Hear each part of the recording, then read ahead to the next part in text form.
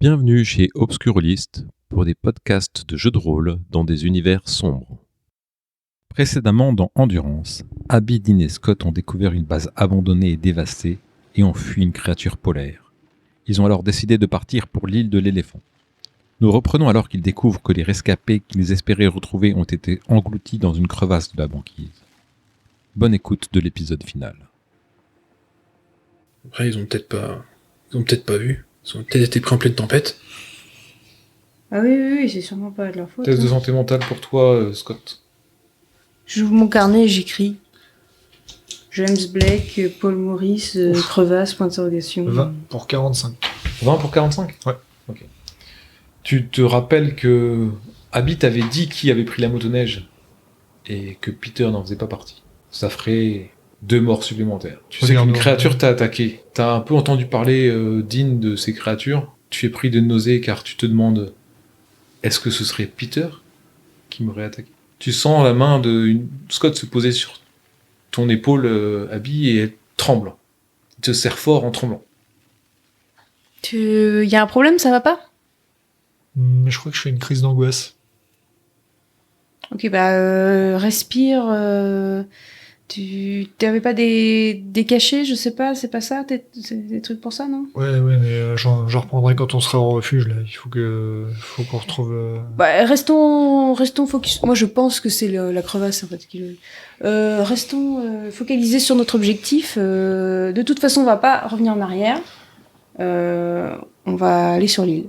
Il reste plus que ça à faire. Ouais. Dean, toi, tu as longé la crevasse et en fait, tu t'aperçois que peut-être elle s'est ouverte sous la motoneige parce qu'en fait, elle se referme assez rapidement. Mm-hmm. Et peut-être la glace était plus fine. Donc, tu continues à avancer. Mm-hmm. Tu te diriges vers ce qui semble être l'île de l'éléphant. Et tu arrives en fin de journée sur la banquise qui borde l'île. En fait, elle est une partie ouest assez massive, une partie est plutôt en longueur. Elle est composée de roches vertes et bleues et elle est couverte en permanence de glace. Mm-hmm. Pour que vous ayez une idée, ça fait 10 km de long, 2 km de large. Il y a un sommet qui culmine à peut-être 1000 mètres, quelque chose comme ça.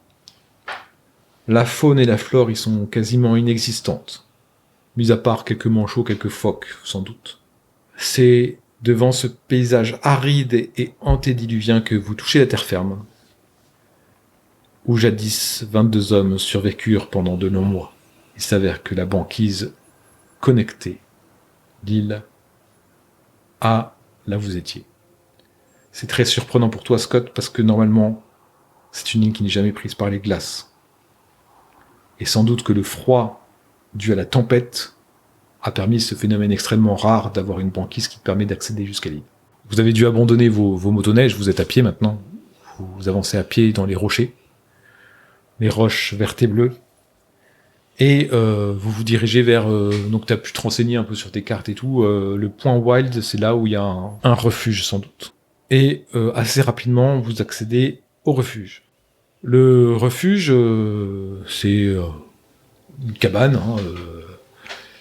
Vous pouvez vous approcher du refuge, mais déjà, vous voyez que la porte est restée ouverte. Et de la neige s'est engouffrée à l'intérieur.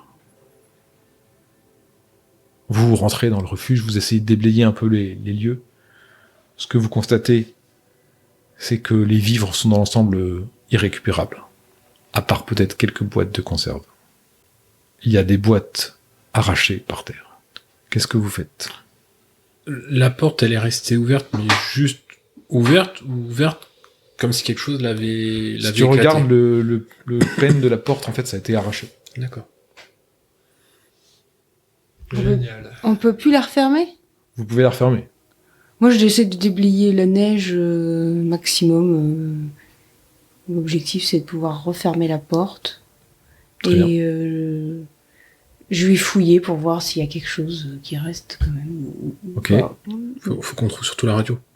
Qu'est-ce qu'il y a dit ? La radio surtout, faut qu'on trouve la radio. Ouais, vous pouvez faire ça. Ok, et Scott ? Moi, je prends le téléphone satellite. Ouais. Mais j'essaye... Tu essayes ? Il n'est plus chargé, ton téléphone. Mais Dean met la main sur une radio. tu essaies de tourner les boutons. Moi, j'ai trouvé une fréquence. Comme ça. Mm. Et au bout d'un moment, t'entends une voix un peu étouffée, à demi étouffée, qui te demande qui tu es, mais au début dans une langue que tu ne parles pas, ensuite dans un langage universel en fait. Mhm. Je suis Dean Whitehead. Je suis accompagné de David Jordan et Scott Hampton. Nous sommes actuellement au point wide de l'île des éléphants. Nous n'avons plus de vivre. Nous avons été attaqués par une créature. Il faut à tout prix venir nous chercher. Alors ils ont du mal à capter, mais en gros, ils ont compris qu'il y avait un danger. Ils vont envoyer une mission de sauvetage qui partira du Chili dès que possible. Mais pour l'instant, les avions et les hélicoptères sont cloués au sol. Ils essaieront en fin de soirée ou le lendemain, ils essaieront dès que possible. On passera peut-être pas la nuit. Dépêchez-vous, putain, merde. Ils t'expliquent qu'ils font ce qu'on peut et ça se brouille. Mhm. Voilà. Toi, Scott, t'as entendu ça, Abby aussi, puis t'as fini par déblayer, vous avez fermé la porte. Il reste pas grand-chose. Il y avait visiblement, c'est un endroit qui peut abriter 6 personnes. Il y avait pas mal de vivres, mais beaucoup ont été dévastés en fait. Il en reste quelques-unes, de quoi tenir 2-3 jours. C'est exactement la même configuration que ce qu'on a eu à la zone vie, quoi. Mm. Quand tu regardes les boîtes déchirées, les boîtes arrachées, l'état de... Qu'est-ce qui se passe, bordel, ici, quoi? Bah, je leur dis que j'aurais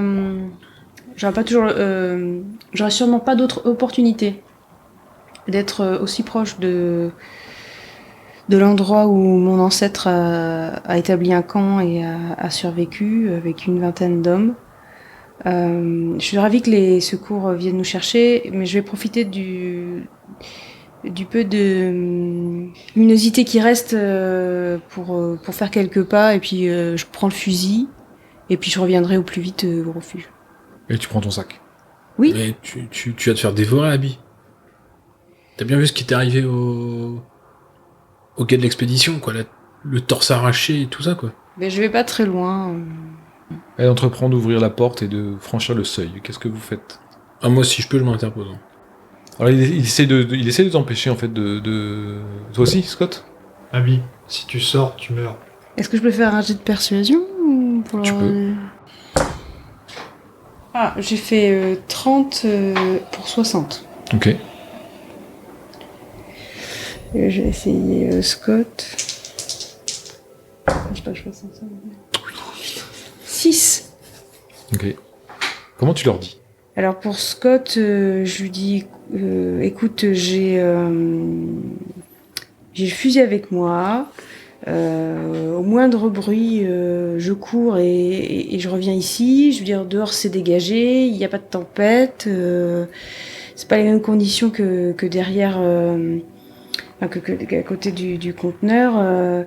C'est important pour moi. C'est mon unique chance de pouvoir voir un peu là où mon ancêtre a été. Et puis Dean, j'essaie de lui chuchoter à l'oreille que j'ai apporté un objet avec moi et que ça pourrait peut-être l'intéresser par rapport à ses recherches. Pourquoi ne pas l'avoir dit plus tôt? Vous m'accompagnez, faire quelques pas ou pas? Je pense. Scott, garde le refuge. Nous devons voir un truc avec Abby. Sauf qu'on doit pas se séparer. On peut te laisser un fusil si tu veux. Fusil, droit devant la porte. Après, on peut convenir d'un code, évidemment, pour pas que tu tires sur nous quand on revient. Allez, pour Pete. Tu les suis, c'est ça? Moi, pas trop chaud de toute façon. Il se propose de quoi? Il vient avec vous. Bah, je m'arrange pour marcher plus devant. Ok. Donc, Abby, tu es en tête. À tes côtés, il y a Dean et Scott est derrière avec peu rassuré tenant son fusil. Ça va mieux ton bras, il est bandé, donc tu sais que de toute façon tu te regardes en permanence derrière toi un peu partout pour voir ce qui peut te tomber dessus. Tu veux faire quelque chose, Abby? Bah, en fait, mon objectif, effectivement, je sais pas trop de m'éloigner, hein, mais toutes les épreuves qu'on a traversées là, ça m'a un peu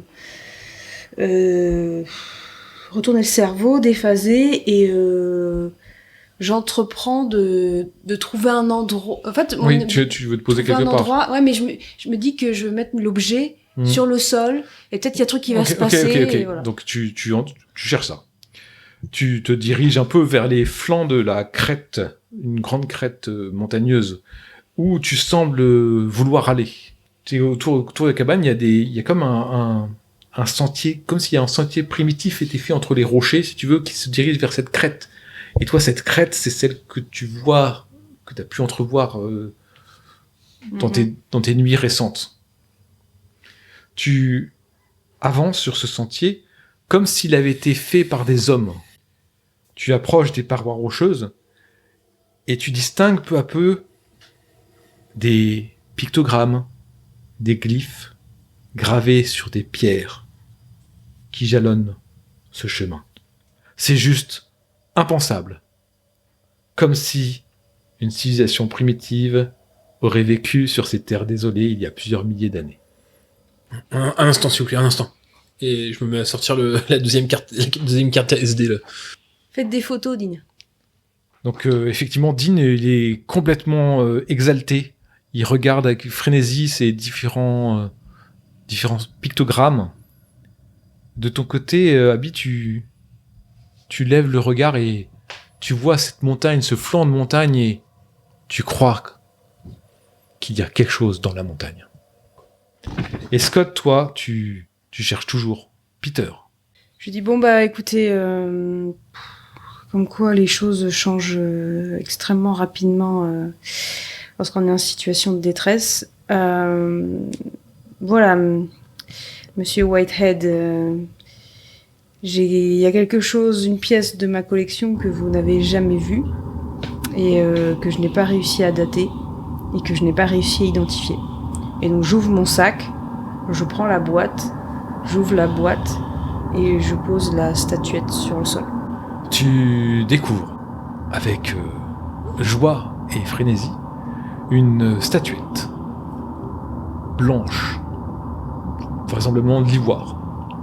Tu vois, elle fait la taille d'environ un cube un globe de 20 cm de diamètre, si tu veux. Il y a comme une tête de crabe, une carapace de crabe avec des pattes sur lesquelles elle repose. Et derrière, tu vois des espèces de tentacules qui sont à l'arrière qui s'inclinent comme ça et qui permettent aussi de la stabilité de la statuette. Alors toi, forcément, t'es pris d'une frénésie. Tu vois Abby qui la pose avec calme et aussi solennité et qui semble y prendre un grand soin et qui semble complètement captivé par cet objet. Scott, tu as l'impression de réaliser que tu es la seule personne rationnelle ici et tu ne comprends rien de ce qui se passe. Qu'est-ce que tu fais, Dean, devant cette... Ah bah là, moi, en fait, je suis un peu comme un gamin au milieu d'un magasin de jouets, quoi. Je vois ce qu'il y a par terre, je vois les murs. Puis je vous montre, tu sais, je suis un peu en mode sans voix là. Ah, regardez, le schéma, partout. Même schéma, regardez. Ça pourrait styliser la statuette que tu as. Bah s'il fait pas plus de choses, je la remballe. Ok. Et je dis bah dépêchons-nous de... Tu réagis Avant comment, que- Scott, à tout ça? Pas évident. Je suis un peu fasciné parce que c'est une sacrée découverte. Je veux dire, il n'y a pas besoin d'être anthropologue pour voir que c'est un truc de malade. Mais en même temps, je me dis, on n'est pas là pour ça non plus, quoi. Ouais. Et j'ai l'impression que les deux autres, d'un seul coup, ils sont rentrés dans leur... Ils sont rentrés dans leur truc, et toi Ils sont tu sais rentrés que dans vous leur n'avez truc, pas à et- manger, que vous allez devoir rester Et des jours, que moi, je suis en la nuit délire. commence à tomber. Ouais. Et du coup, je leur dis, faut qu'on fasse demi-tour. Il va faire nuit. Je vous rappelle qu'on s'est fait attaquer par un truc. Alors hier que soir. tu dis ça, Abby avance sur le chemin. C'est pas loin, je suis sûre qu'on peut... On a quelques pas là. On peut découvrir quelque chose d'intéressant. Qu'est-ce que vous en pensez, Dean? Ah bah tout à fait, je pense qu'il y a sûrement avec un peu de chance, on trouvera peut-être sur le reste d'une entité encore plus impressionnante. Peut-être que c'est l'entité protectrice, une divinité, que sais-je, qu'ils vénéraient, quoi. Est-ce que je dois vous rappeler qu'on est en situation de survie, là? On est grave dans la merde. Écoute, mon petit Scott, au pire. Ça peut attendre demain. Vous pouvez revenir une autre fois. Vous voyez Abby qui tourne derrière un rocher. Je dois savoir. Moi, je l'appelle. Je fais Abby! Je me dirige vers quoi? Vers une cavité? Tu non vois l'entrée d'une caverne. Ouais, je me dis que je serais à l'abri là-bas. Je cours vers elle et j'essaie de la... Bah, je cours vers Donc, elle. tu cours vers elle, C'est Dean. loin, Moi, j'y vais. Donc tu cours, tu passes le rocher et vous voyez à quelques mètres de vous l'entrée d'une caverne dans la montagne. Ah, moi, je cours.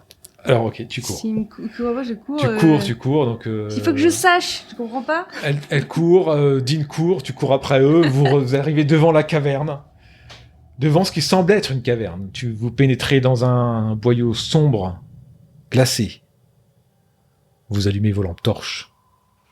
Le sol est jonché de squelettes d'oiseaux, de mammifères marins. Une odeur poisseuse se fait de plus en plus présente à mesure que vous avancez. Ah non, bah je m'arrête. Quoi. Vous ressentez... Tu t'arrêtes. Bah oui, Vous- parce que vous- tous les squelettes, ça m'assure pas quand même. Vous ressentez vos entrailles se nouer, tiraillées par la faim de plus en plus présente.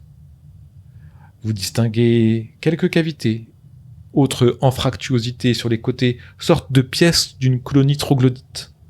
Tu t'arrêtes. Hmm. Tu fermes les yeux 2 secondes. Tu vois une espèce de pierre avec le symbole que t'as montré Dean et avec ta statuette au-dessus. J'oriente ma lampe torche sur les squelettes d'animaux et je dis vous en pensez quoi, Dean là? Est-ce qu'on peut s'attendre à une bestiole là-dedans? C'est sûrement des sacrifices liés à un culte, justement, à cette entité, ou que sais-je encore. Il y a ce schéma qu'on a vu sur les inscriptions au mur, quoi, peut-être. Tu fais quoi, Scott? On peut faire demi-tour maintenant? Dean, tu vois que ça se prolonge partout, comme si une civilisation avait creusé tous ces trucs-là. Je prends quelques photos. Juste autant quelques photos, Scott. Écoutez, vous pourrez revenir. Moi, je pars. Vous me suivez pas, mais c'est vous qui voyez. Ouais, je fais demi-tour. Moi, je prends quand même quelques clichés avant. Vous retournez et vous entendez au dehors le cri guttural que vous avez pu entendre auparavant, qui semble assez lointain. Peut-être au niveau de votre refuge. Et merde. Je peux pas croire que mon ancêtre il ait fait des sacrifices, c'est pas possible. Ce sont des animaux qui apportent. Peut-être que votre ancêtre a trouvé un refuge au fond de ces grottes, peut-être. Ouais, pour moi il y a quelque chose qui l'a aidé en fait à survivre, donc je comprends pas pourquoi. Je sais pas, d'après l'ouvrage qu'on a retrouvé, c'était son optimiste. Peut-être qu'il a trouvé peut-être qu'il a trouvé refuge dans le fond de ces boyaux et. En regardant un peu les petits pictogrammes, t'as un peu plus l'habitude, Dean. Tu crois comprendre qu'en fait, effectivement, c'était comme une déité que la tribu vénérait, et que par un rituel, par un sacrifice, peut-être quelque chose comme ça, l'image d'après, tu vois la mer et des filets remplis de poissons qui sont tirés. Comme si, en fait, grâce à un sacrifice, ils obtenaient à manger. D'après ce que je peux comprendre sur ces dessins, sur ces inscriptions, il semblerait qu'ils avaient une déesse, une divinité nourricière. À travers divers rituels, ils avaient de quoi manger. Ça expliquerait comment ils ont survécu. Voilà. Tu n'es pas allé jusque-là pour t'arrêter si proche du but, Abby. Tu dois comprendre. Bon, Dean, est-ce que vous me suivez Bah, écoutez, cette caverne? ah bah oui. Donc par contre, je sers bien La lampe torche. non, sous la hache, parce que D'accord. on sait jamais si on tombe sur la bestiole, quoi. Ah, t'as une hache? Attends. Bah, je l'avais récupéré en fait au. J'ai le fusil Ouais, t'as un par fusil main. et un couteau. Dean et Abby commencent à s'enfoncer dans le boyau principal. Qu'est-ce que tu fais, Scott? Tu entends ces cris à l'extérieur. Je prends un bout de scotch, Je mets la lampe autour du fusil, autour du canon Ouais. du fusil, et puis je les suis. Pas le choix. Ok. Vous avancez dans votre boyau et vous pénétrez dans une grotte principale, au centre de laquelle se dresse une stèle rectangulaire. Elle est recouverte de marques sombres, tendant vers le marron, qui aurait coulé le long de ses parois. Il manque un objet qui devait être au-dessus de la stèle. Tout le sol de cette grotte est couvert d'ossements divers. Et vous distinguez derrière un boyau s'enfonçant plus profondément, hermétiquement scellé par un gros bloc de glace. C'est à ce moment-là que le grognement que vous entendiez résonne. La créature est à l'entrée de la grotte et vient vers vous. Qu'est-ce que vous faites ? Je pose la statuette sur la pierre. Ok. Dean, qu'est-ce que tu fais ? Je me recule un petit peu par rapport à l'entrée de la caverne,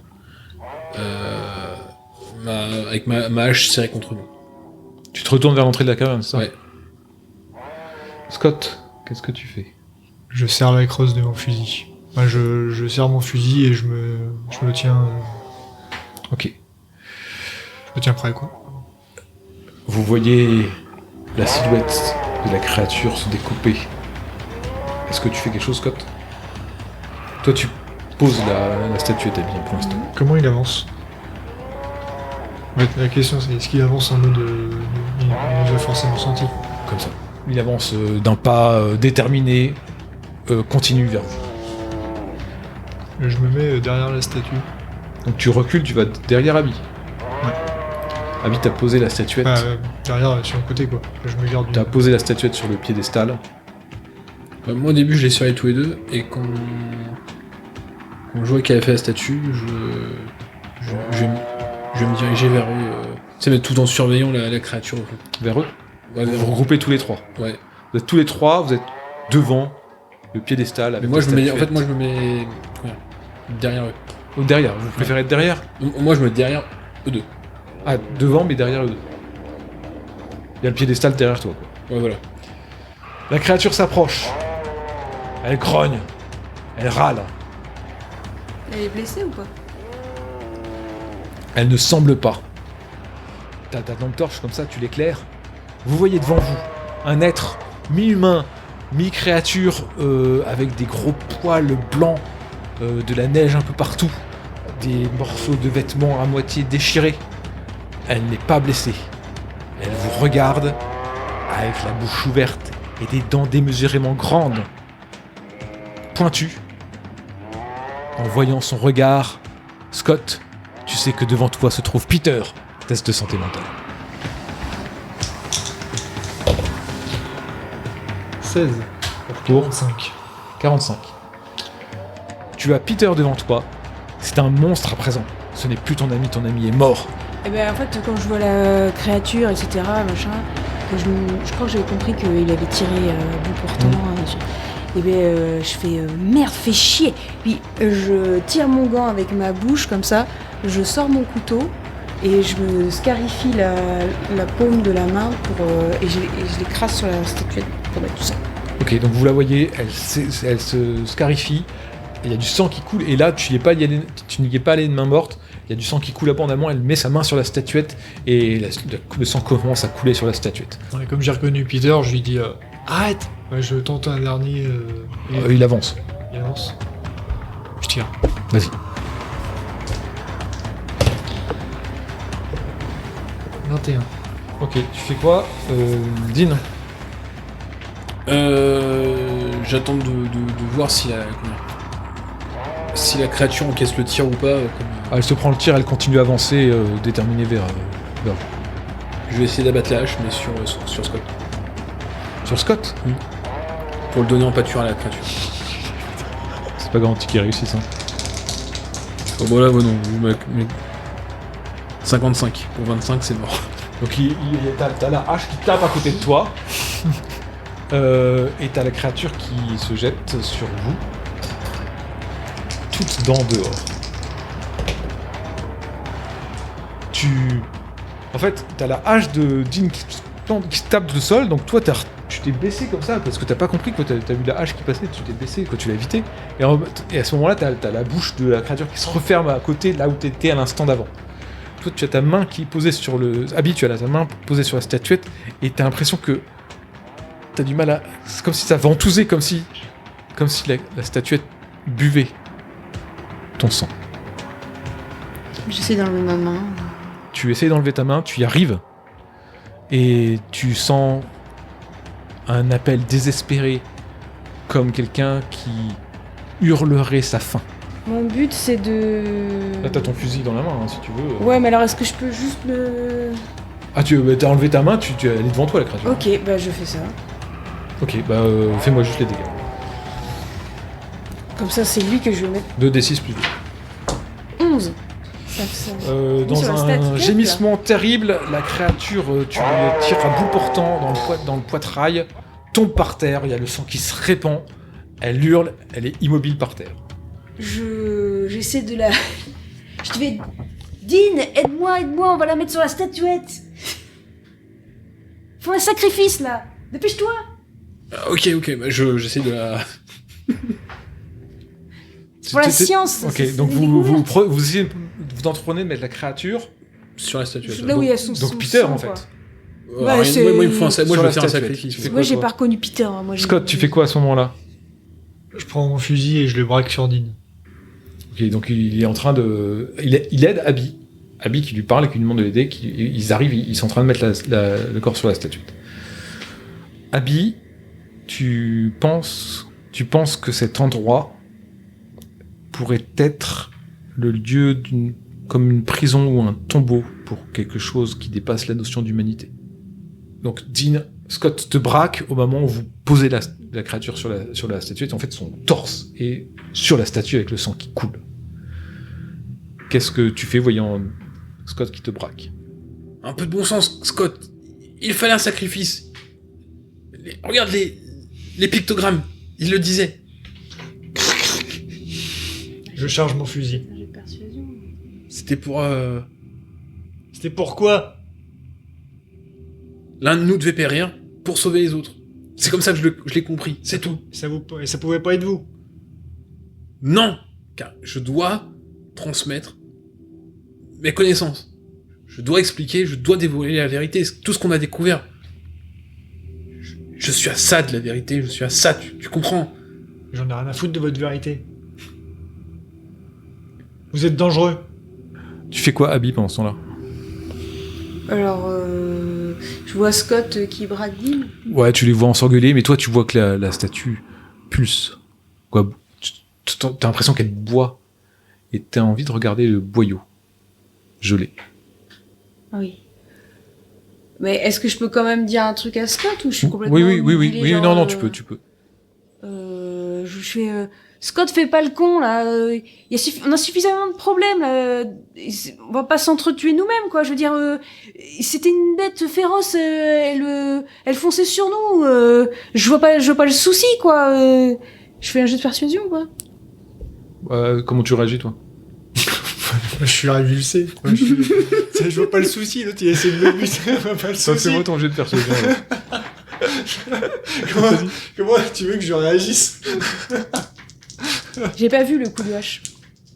Il a essayé de me tuer, putain. 19. Moi je me barre. Tu te barres.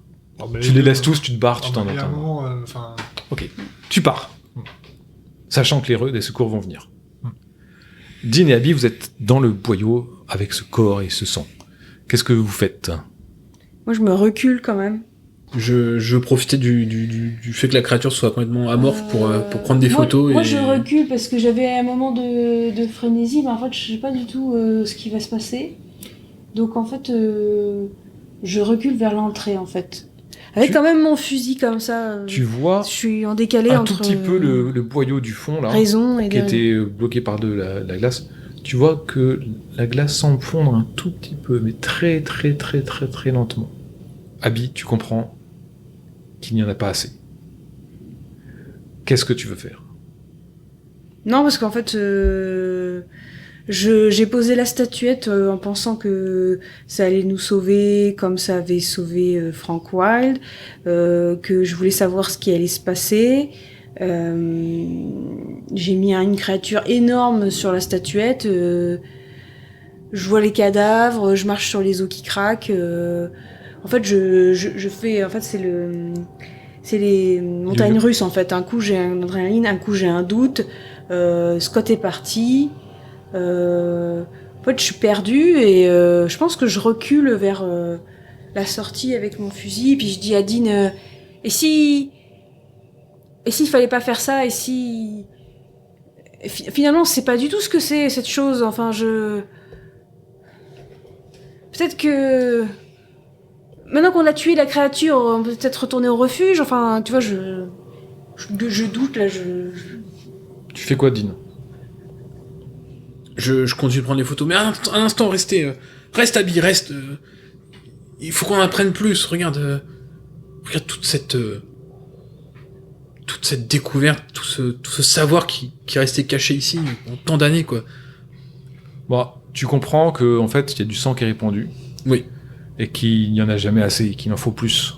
Tu vois ce bouchon de glace qui fond tout doucement. Tu peux te rapprocher si tu veux. Tu te rapproches ou pas? Ouais, je me rapproche, parce que lui aussi, je voudrais le prendre en photo. Tout, Donc, tu te rapproches du bouchon de glace, toi, Abby, tu continues à reculer. Ouais. Tu ne l'écoutes pas. Tu sors de la caverne et tu vas rejoindre Scott. Je cours, ouais. Vous courez vers le refuge.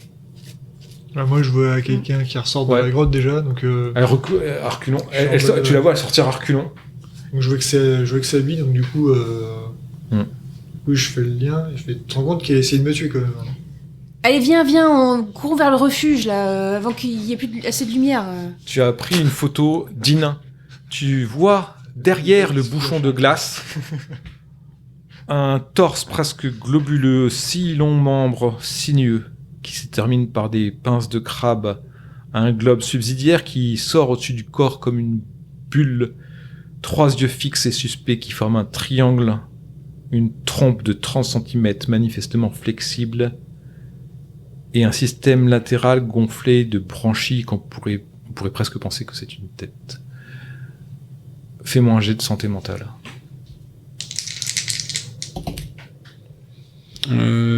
39 pour 45.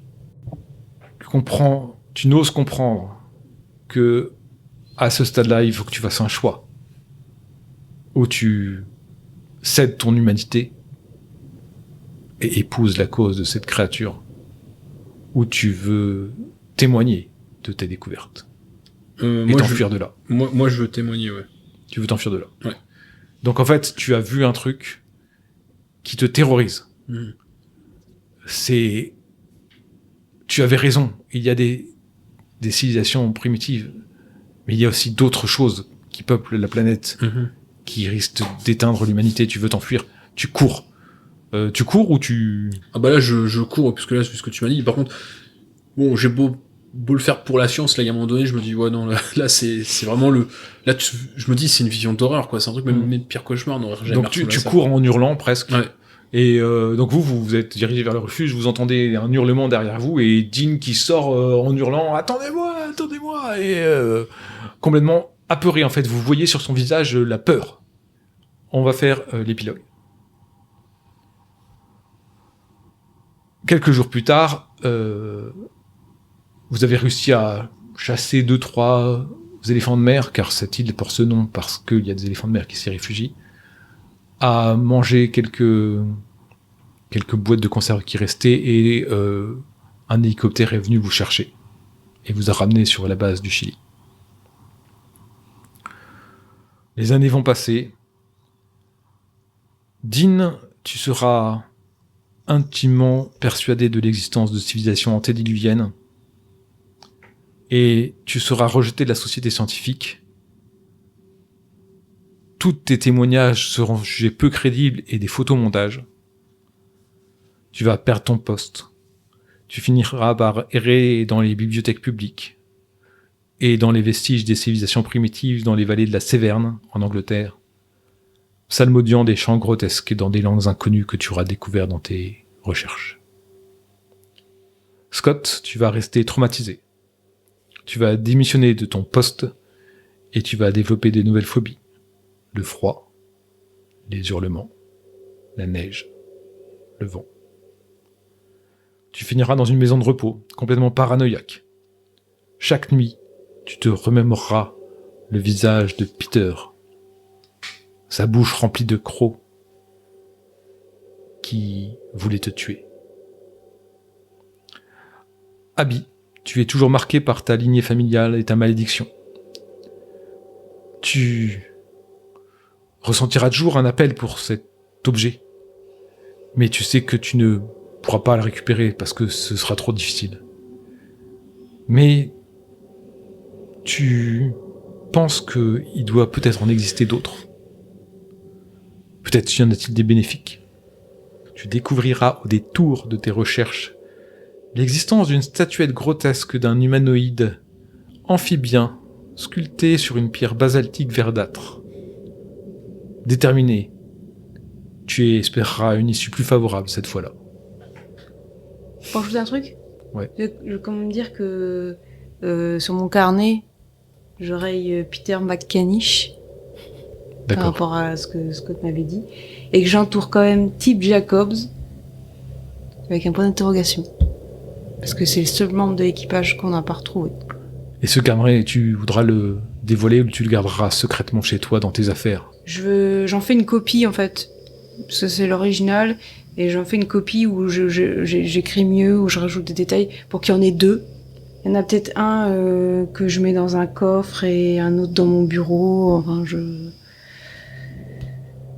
j'en parle à personne, ou alors je cherche des cercles de personnes comme moi un peu qui, je sais pas, des historiens un peu versés dans l'occulte ou des choses comme ça, qui me croiraient. Tes recherches te dirigent vers une université dans le Massachusetts.